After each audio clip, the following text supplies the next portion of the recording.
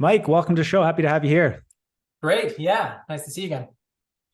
So I always like to start to get to know you a little bit, let our listeners know a little bit about you personally before we get into Passive House. I know we're going to have some great conversations around that, as we always do when we talk about Passive House here on the show.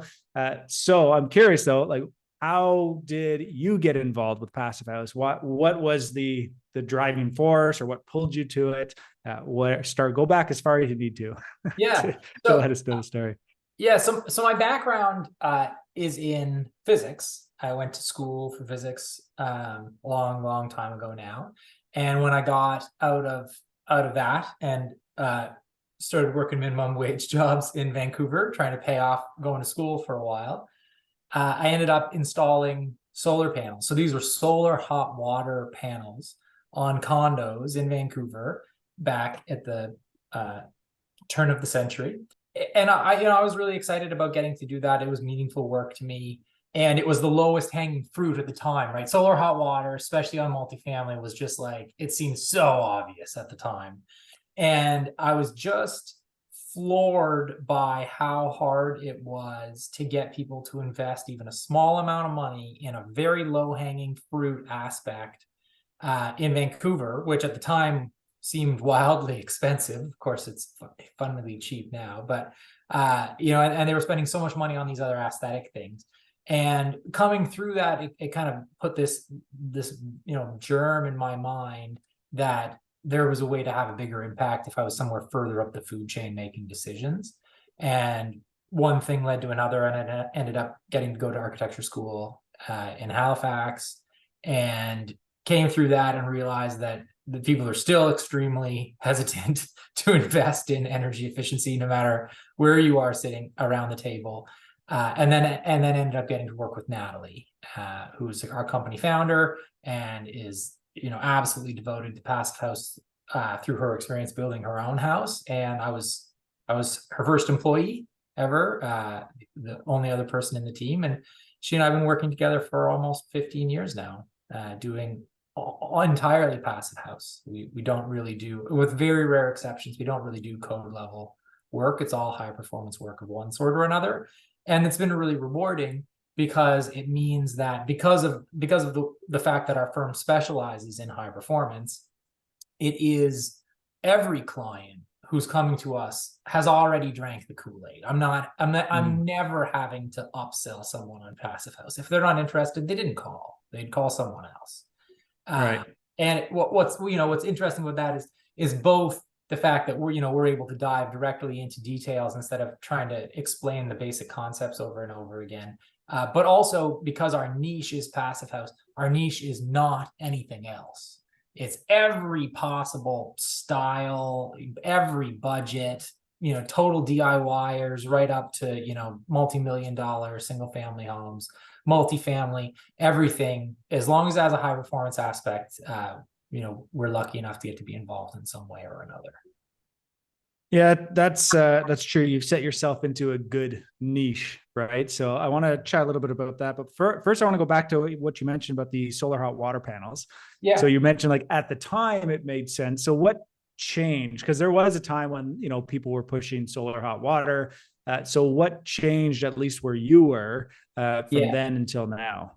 Yeah, I mean, two things. One is heat pump technology, and the other is the price of the photovoltaics. It's not that solar hot water works any less well than it used to. It works just as well as it used to. That's what's so beautiful about it as a technology. But heat pumps combined with cheaper photovoltaics, it's way more efficient. At Mm. anything below, sure, a laundromat or a swimming pool, or if you've got 6 kids, fine. There's situations where solar thermal is the way to go, but just the technology has moved on. There's easier ways of doing it now. Yeah, and I've even heard of people like using. We haven't done it on any of our projects, but putting solar panels in that could connect to an electric hot water tank, and you kind of use that as a battery. That's kind of like your preheater for Yeah, your thermal air source heat battery. pump. Yeah, Yeah, exactly. So that makes sense.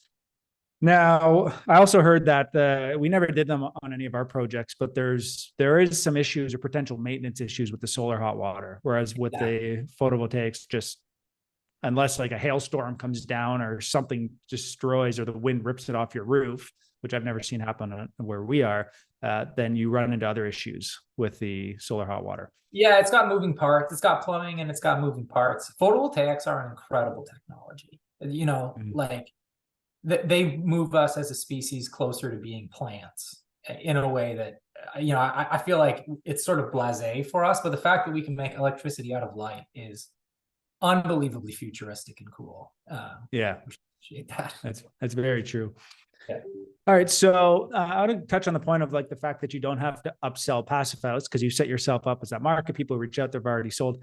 Now, do they come to you like saying, hey, I want a certified Passive House? Or do they come to you and say, look, we like Passive House, we believe in Passive House, but we don't want to go all the way, right? That's kind of a lot of the conversations that we have. And then as you go through the design process or you go through the pricing process, then they start to figure out, okay, well, building a custom home is expensive to begin with, whether you go for Passive House or not. Yeah. Right. So how do those conversations typically go for you? Yeah, that's a good question. I mean, I find that with relatively few exceptions, although there are exceptions, that most people who are asking for certification don't really know what it is exactly that they're asking for. It's fairly rare that someone who really understands it's fairly rare to interact with someone who really understands the standard, period, as a client, frankly.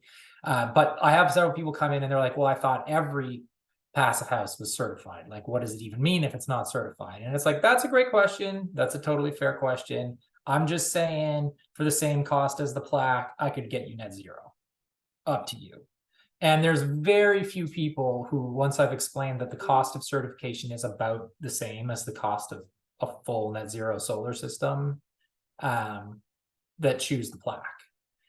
Now, not to say that there's no value to the plaque, there totally is, but it is a lot of paperwork to do, beyond whatever changes you actually make to the building to get those last couple percent. Just the paperwork is expensive. It's complicated, it's time consuming, it's expensive, it's important work, but not necessarily for any given particular client. It's important work in general.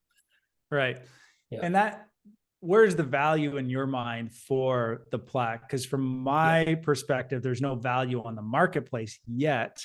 Another one of my questions was to see, what are you seeing in the world? Are you seeing the value? Maybe it's different where you are. I think it's like a one-off where sometimes if you market your house well, there is one story of a Passive House we were involved with where they did a good job at blogging about it. And then one person was like, if that house ever comes for sale, I want to buy it. And it came up for sale and they jumped on it. So it was valuable to that one individual, but I don't know if it necessarily added value on the marketplace. No, that's right. I mean, I think we just had a house sell. I don't think we certified it, although we built it a while ago. It could have been either way, but it just came up for sale. And, we took note the way that you take note of projects you're involved in when they come up for sale. And there was not one mention of energy efficiency in any context in the blurb. Nothing. Interesting. It was all about the view and the mature fruit trees. And, and like, it's a nice house. Like they talk about the light and they talk about the air and whatever. They didn't even mention the energy bills. This house would have like maybe $200 in heat a year, maybe, in Nova Scotia. Right. Like it's a, quite a well-insulated and airtight house. And, the real estate agent just didn't care. Either didn't know, didn't think about it, didn't care, doesn't see the value to it. Now, I think that I think that's a bit of an extreme case. I think most people now are asking for energy bills, most buyers. If you can show good energy efficiency, I think that has an impact in people's thinking about it. Most people, when they're looking at buying a house, they're taking into account other things as well. But I don't think the plaque has, in my experience, any resale value over and above the savings in energy. It does not have a quantifiable. And we did certify a house. This is back several years ago. We certified a spec house. We built a house on spec, certified it to see if there was any value in the Halifax market to having a plaque, because we were like, check it out, we're going to sell this house for so much more because it's certified. We did sell the house for more. It sold for about $35,000 more than the neighboring house, which was bigger. So the neighboring house was 3 stories. This one was 2, you know, a bunch of other differences. But when we got the offer and to close the deal, we were like, check it out. We proved it, right? The plaque is worth at least $35,000 because the smaller house sold for the same. And then we ended up just kind of through a freak accident. Someone on our staff was in the house when the new home buyer came by and they got to talking. This woman was like, you know, I love the house, so cool, but who would believe all of that energy efficient? Why did they even bother saying that? Like, who would believe that it's only going to cost a couple $100 to heat this house all year? So she had bought it for a higher price, kind of in spite of the plaque, not because of it. She just liked the house, thought it was worth more. Interesting. And what I took away from that was that Passive House, the plaque, that's not worth much.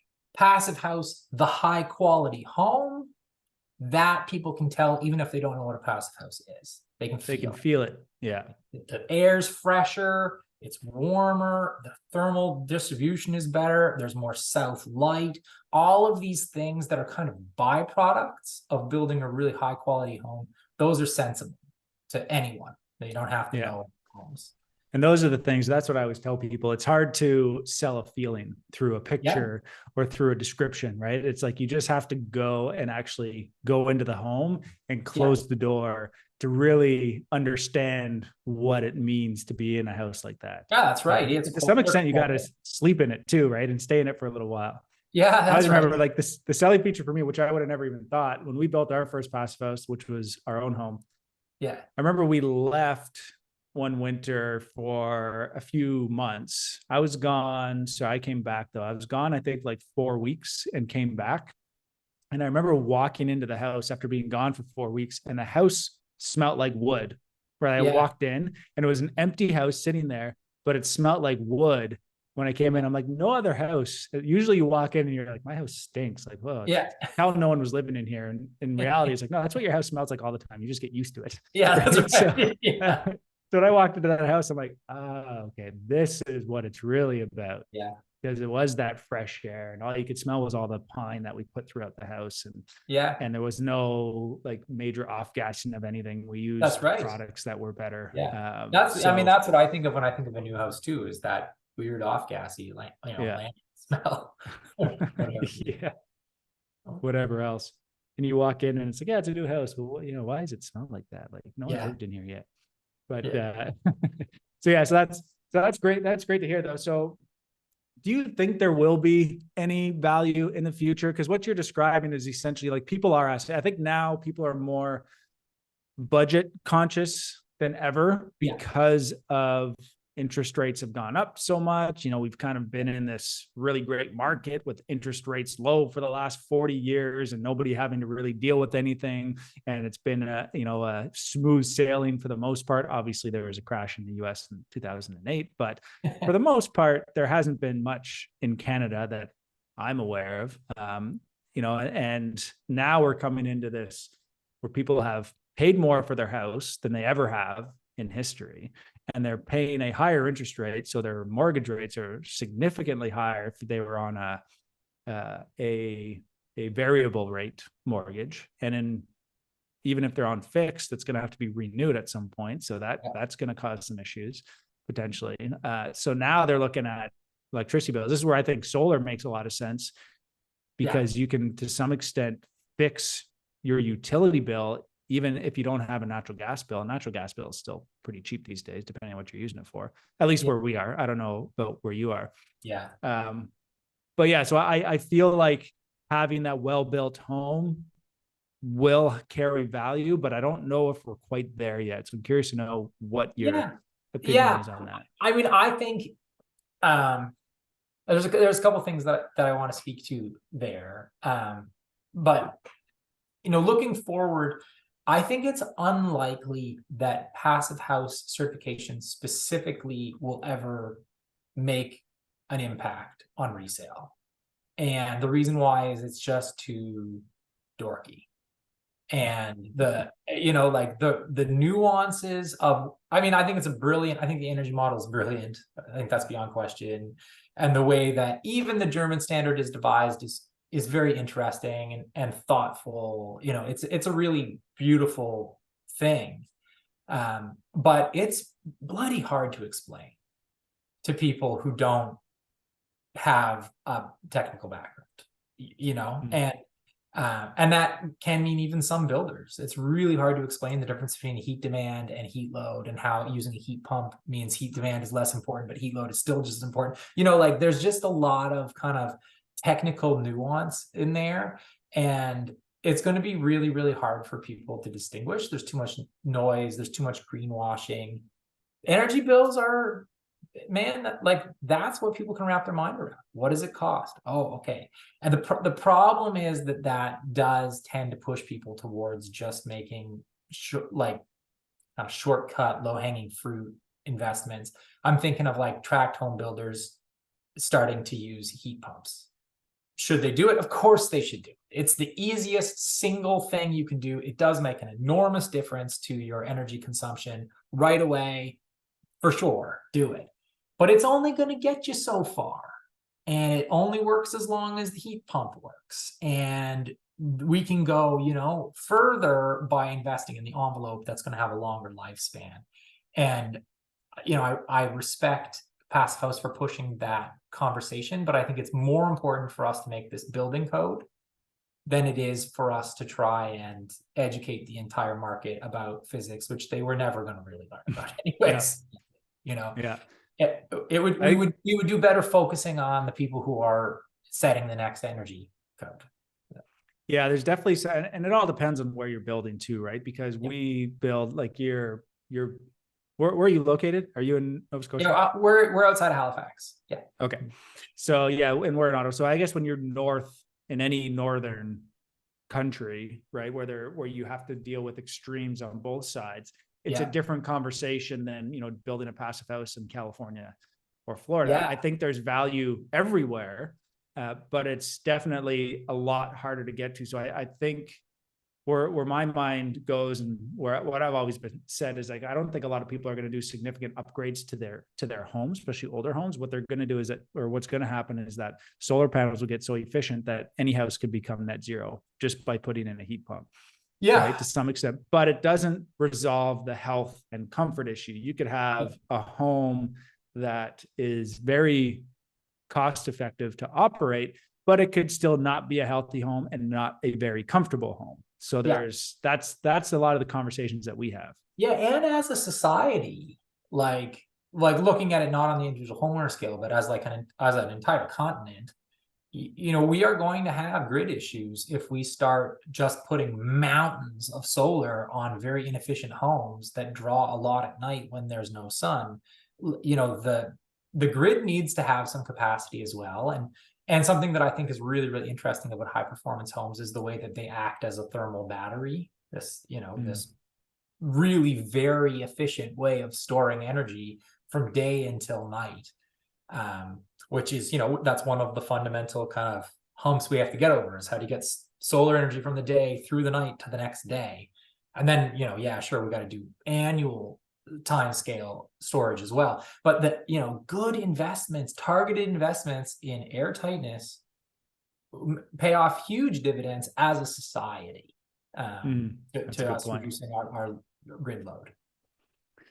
I've been playing around too with a little bit of a combination. They have those hybrid models now, right, where you can have a heat pump that works with a natural gas furnace if you already have it. And I think that there's some benefits to this. So where my thinking is now too is I've been working with my mother-in-law actually because she needed a new furnace. I said, before you do anything, let me look into some stuff for you right before you make a big decision. And they were actually thinking heat pump anyway. So I said, okay, well, if you're already thinking heat pump, perfect. But they were thinking hybrid. They had looked into it a little bit. I said, well, there's some rebates out there. Let's get you the energy audit so that you can at least get the benefit, get some money back for that. So it's not going to cost them very much to switch. But when I work through it, because I'm looking into solar panels for them too, just to price it out, because, thinking they're at the end, she's retired, her husband just retired, is about to. So I guess stepfather-in-law, and they lose power quite a bit where they are. So if they were to go fully electric, they don't have a large enough generator to run the heat in the middle, and their house isn't very efficient. It's a small house. We just had the energy out. They got like a 10.6 on the ACH. Like it's pretty bad. This tiny old country home, right? Yeah. Little country home. So I think there's a benefit, because then they're like, okay, well, we're mostly going to be electric, but when we need to, we can pull from the natural gas. We still use it for the barbecue. That's all. It would basically be for their hot water tank, the barbecue. And if they lose power in the middle of the winter, they don't even have a gas fireplace, but if they lose power in the middle of the winter, they can plug in the generator that runs the fan, and they still have heat. Right. So I'm like, okay, there's some other options here. And then based on that, we can model how big the solar array needs to be, and maybe we can save them some money in the long run. Yeah, that's right. Yeah. And, it's something I have a friend who works on electrical systems in remote communities. And I was talking with him about, we were just kind of geeking about electrical stuff, grid stuff. And he was talking about how in some of these communities, they're starting to push heat pumps as an energy saving thing, just because the whole province is running out rebates on heat pumps. And he's like, if you're in a boat access community that runs on diesel generators, putting in a heat pump's a terrible thing, right? Because all of the electricity is being produced with diesel, and it is replacing usually a wood stove. And so I think, it's really context dependent what the right move anywhere in particular is. If you've got a lot of access to hydro, that's kind of one grid. Nova Scotia, we still burn coal. That's a different grid, right? So, there is some thought that needs to go into exactly what you're doing for any given circumstance. Yeah, that's a great point.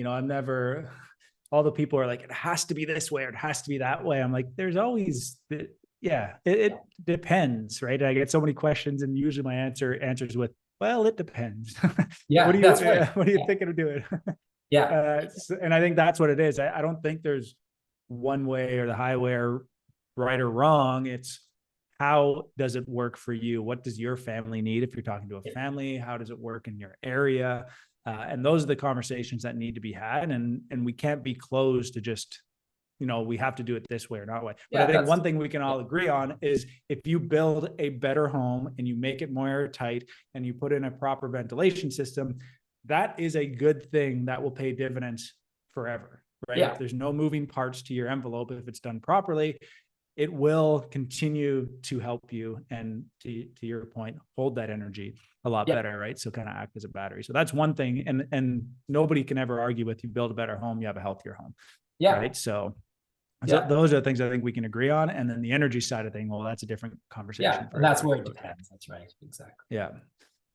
Well, that's great. So what do you see is the future for the work that you're doing with Passive House? So I think you're doing a lot of stuff with larger projects, correct?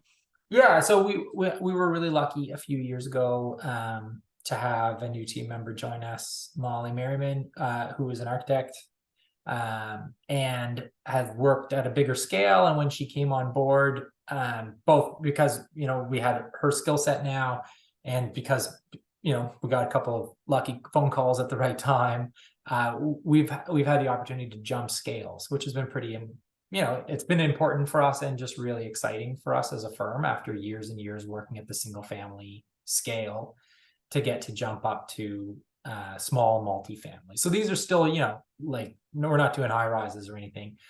Mostly staying in part 9, so up to about 3 stories, up to about 6,000 square feet per level, but getting up towards 20, 30, 40 apartments at a time. And the thing that's been really exciting about that is that a lot of the work that we've done has been low income housing, so low income, long-term purpose-built rentals. These are not condos to resell. These are, some sort of nonprofit, a co-op, or or some other sort of nonprofit organization that knows they're going to be holding this for a long time. There has been some good money, federal money, provincial money across the country, really, in every jurisdiction, municipal money even, flowing into housing, because we have this housing crisis. Would have been great if we'd flowed this money in 10 years ago, but here we are. And there is a fair amount of government money available that's going to these nonprofits who are starting to build housing. What's really interesting from talking with these nonprofits, kind of across the board, no matter what their structure is, they say it's much easier for us to get another $100,000, $200,000 now than it is for us to get $20,000 or $30,000 every year for the next 5 or 10 years. Operational funding is extremely hard for them to come by on an ongoing basis. And when they do get it, they really want to be pouring it into salaries more than anything. Like operational money goes to pay people to staff their organizations. Right. And what they can get now is capital cost funding. So they're in a position to put an extra 10, 15% into a building if they know it's going to save them operationally. That is high performance building right there. That's the entire value proposition of high performance building. We're going to put a little bit more in now. We're going to save you more in the long run.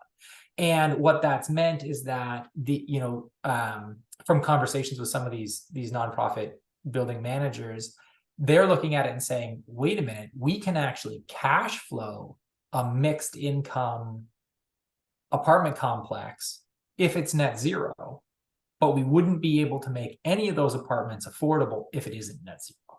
We need every bit of rent in order to cover the ongoing maintenance. But if we don't have energy bills, all of a sudden we can make 2 or 3 of the 10 apartments on this level, we can make them deeply affordable, truly affordable, like from a 30% of median income perspective, right? So we're, that's making a difference. And then some of the projects that we've been involved in that have been really exciting are 100% deeply affordable. So transitional housing for people coming out of shelters, or for people who are at some other risk of homelessness from a marginalized group of one sort or another, that they need an apartment for like $200 a month, $300 a month. They cannot pay more than that. That is the most the rent can be. Well, that would barely even cover the energy cost monthly of a normal apartment building. Partly that's because they build apartment buildings sort of shockingly poorly. Like as someone who's worked in single family, and you're like, well, the worst you could do is energy code. And then it's like, oh no, there's like whole methods of not even building to code that are totally normal to do in multifamily. When you get enough engineers involved, you can not even build to code, and they do this all the time. And what's really incredible, thinking about how they build it, I'm like, yeah, I guess a lot of those buildings I've been in wouldn't be to code. No, yeah, like I never even thought about that. Yeah, like they don't do R20 walls. They don't even do R20 walls. They do like R12 walls, and and there's big thermal bridges, like these floors coming out of the balcony, like it's crazy. Yeah, the thermal bridges in particular, like parking garages. I remember being in one room with this developer, and I was like, you got to put some insulation between the first floor apartments and the parking garage. And he's like, well, the parking garage doesn't get cold. And I was like, that's because there's no insulation between it and the apartment above. Like the apartment above is just pouring heat into the parking garage all the time. Of course it doesn't get cold, except for the poor guy who's in the ground floor apartment who's constantly cold. Right. It's just kind of incredible what people do at that scale. But what's really interesting about it from the perspective of high performance building, and this is just blows me away beyond the economic argument for it, which I thought was really interesting, is how little you have to do to get an apartment building to a passive house level of performance. And I mean like passive house, like actual certifiable, hitting the targets passive house, not like, yeah, we did a pretty good job. It is so much easier at a bigger geometry. It's just staggering and very simple, relatively thin compared to what you do in a single family home. Relatively thin assemblies are totally enough. And it's just, there's kind of 2 ways of getting really great energy efficiency. You either kind of bask in the sun, in our climate, you just really open yourself up to the south, you close off every other wall as much as you can, you put a good little hat on, overhang, and that's it. That's basically what you have to do to hit the standard. Or you kind of cluster together like penguins, and then you can put your windows on all sides because you're all clumped together. You've got so much internal heat gains. You're less reliant on the sun to be getting stuff in. You're just making more heat in the building itself. Yeah. So then like the worst unit has 2 exterior walls, right? And most of them have 1 exterior wall, right? Yeah. So you can model that very differently. Yeah. It just the way that comes out in terms of its sensitivity to things and how far you have to go on assemblies. It's just a completely different case, which I think is really, really interesting because it makes me understand actually a lot more where the Germans were coming from when they designed the standard, which, you know, like we've hit the international standard before in Nova Scotia. It's just really hard and it's really expensive. And but then when you make it an apartment building, it's just like, oh, of course. And this is a more European way of doing it. This is why the standard's not that extreme there. It's not just the climate, it's also the building typology. And I've had this conversation too with partners as we're looking for projects to invest in. Like if we're, you know, separate from our company, it's like, I've always looked at like, all right, if we can find a building that we can purchase and rent everything out all inclusive, but make the building more efficient, we can actually make more money in the long term because people are used to paying for rent.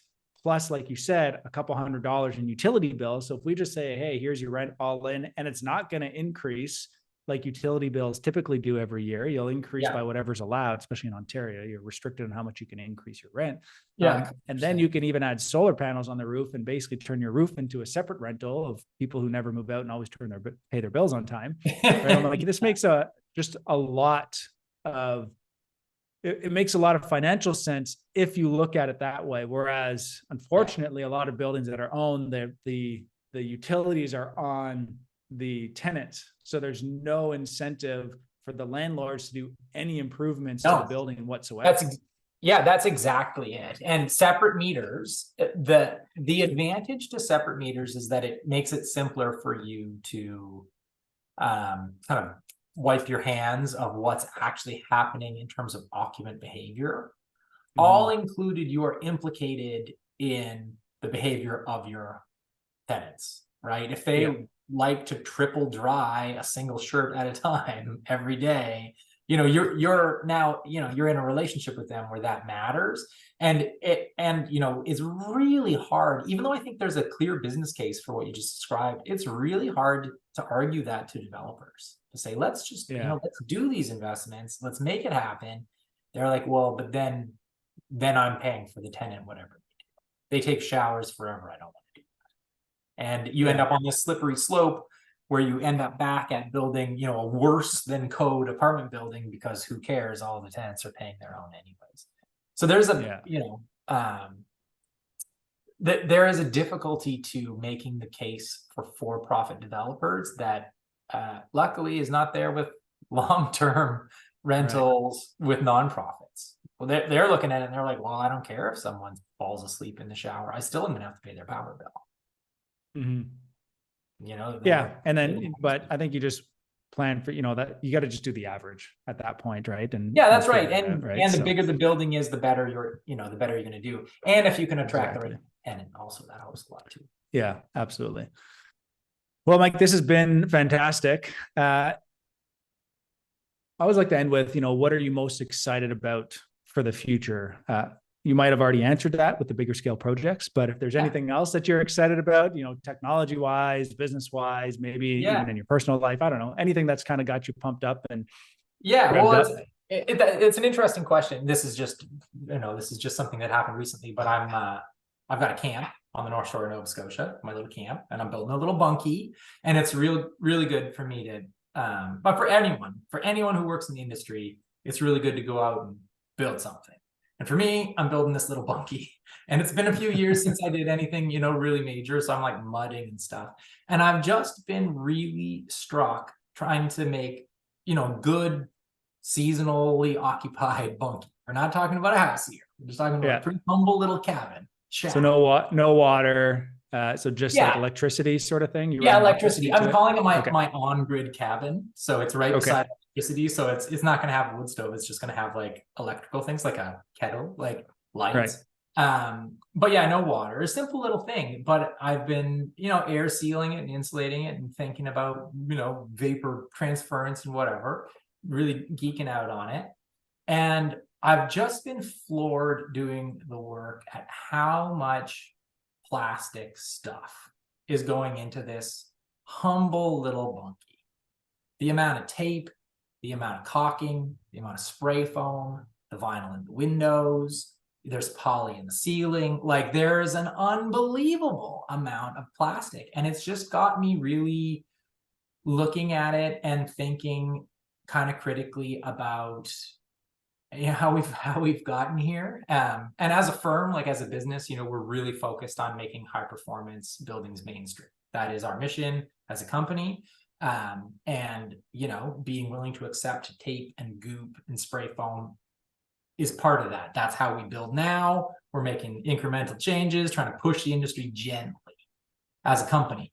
But personally, man, there's just something's gone wrong with the way we build houses in some fundamental way, where I'm looking at this and I'm spending thousands of dollars on tapes and goops in a bunkie because that's how we build.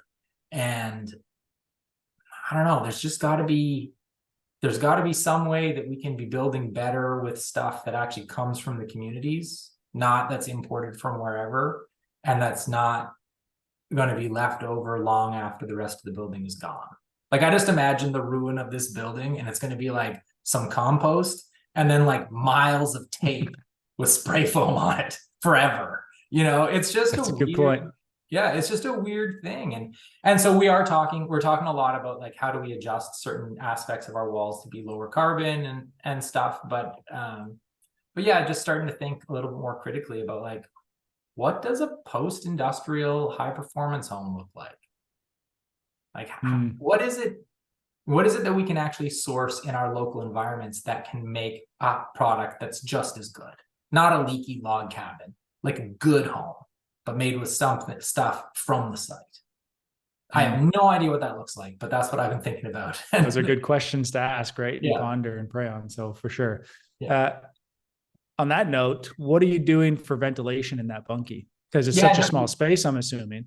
Yeah, just windows. It's so small that there's, this is kind of related to the multifamily thing too, but cross ventilation goes a long, long ways. If you can get windows on two sides of a room, it makes a huge difference. For such a small room, I think it's okay. I'm not going to do any mechanical ventilation. It's not full-time occupancy. It's seasonally occupied. So that's fine for me. But if I could only get one window in there, I'd feel a little bit differently, even in such a small space. And you think to yourself, well, why would you just put one window in a bunkie? That's crazy. But that's what apartments are like. Apartments that just have one wall facing the outside, maybe you can put two windows, but they're in the same wall.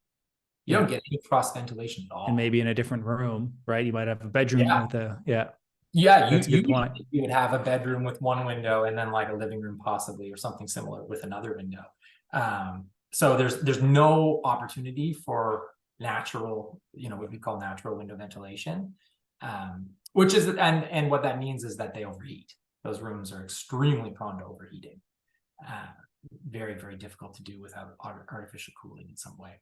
So I haven't had to worry about it because of this bunkie's got windows all over the place. It's just a little shack, but it's a good question, and it does carry over to saying, okay, well, if we're building the same size of space but all clustered together the way I said we should be living, what does that ventilation look like? Interesting. Yeah, so many questions. So yeah, and I think it's great that you mentioned that, like, if you're in the industry, you should build something, because I think a lot of people, especially on the design side, do a lot of design a lot of great things, but they don't have the experience building it. And as the contractor, a lot of times we're like, yeah, we can do that, but it's going to be super time consuming and super expensive. And we have to think about this, right? So there's a lot of, so I find like the best conversations are the ones, or the designers to work with are the ones that have had to get their hands dirty and done it. And they're like, okay, yeah, I get what you're talking about.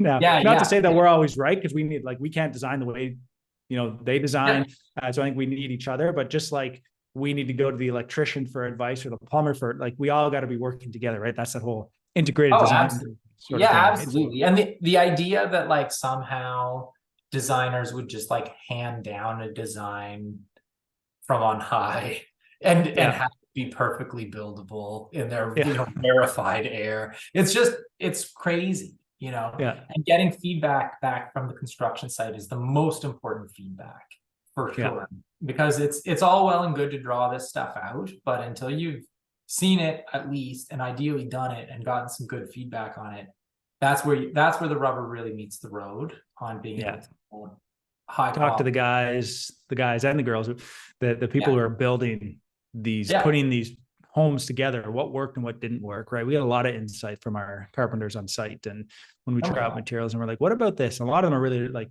they get it and they understand it, but they're like, there's got to be a better way. There's got to be a better way to build this, or a faster way, or a product out there that makes it simpler or something, right? So they're thinking along the same lines that you're thinking about. So anyways, Mike, this has been fantastic. Thank you so much for the time. For those listening, if you go to theconsciousbuilder.com/PDS plans, PDS stands for Passive Design Solutions, you'll see some plans, and you can reach out to Passive Design Solutions there and actually get a discount on design if you're looking to build your own house. So we worked a partnership there as well. But if you want to get a hold of Mike or anywhere else, Mike, where's the best way to go? Best place to go, sorry. Yeah, just go to the website, and then there's a lot of buttons to click on to get in touch with us there. Yeah, and that's passivedesign.ca, correct? That's correct. Yeah, Passive Design. Perfect. And then I think your social media, we'll share all these links down below as well. But you got, I think, Instagram you're active on, and Facebook, I think, are the two that you guys are most active on. Yeah, that's right. Perfect.